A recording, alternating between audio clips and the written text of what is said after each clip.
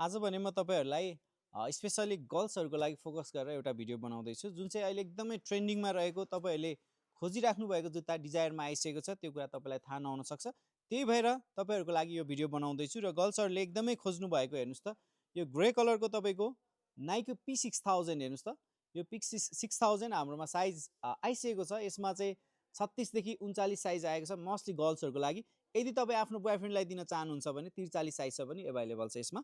यसैगरी तपाईले यो पिंक टाइपको हेर्नुस् त यो P6000 मा मोस्टली केटीहरुलाई एकदमै केटीहरुको खुट्टामा राम्रो देखिने अनि लगाउन कम्फर्टेबल पनि अहिले ओल्डमै एकदमै चलिरहेको यो कलर हाम्रोमा आइसकेको छ। यसको साइजको कुरा गर्नुहुन्छ भने 36 देखि 39 साइज रहेको छ तपाईले। त्यसैगरी तपाईले यो पर्पल टाइपको हेर्नुस् त यो डार्क पिंक पनि हो यो चाहिँ पर्पल टाइपको कलर रहेको छ। नजिकबाट हेर्नुस् त यो कलर रहेको छ।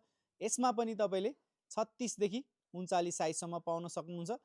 कुनै कुनैमा 40 साइज सम्म पनि आउँछ कति गर्ल्सहरुको खुट्टा ठुलो हुन्छ त्यही भएर तपाईहरुको लागि 40 साइज सम्म पनि अवेलेबल छ।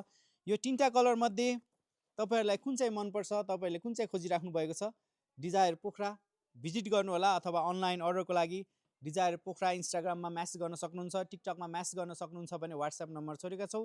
तपाईहरुलाई कुन चाहिँ बेस्ट हुन्छ गर्ल्सहरु कृपया तपाईहरुले मेसेज गर्नु होला। Thank you so much.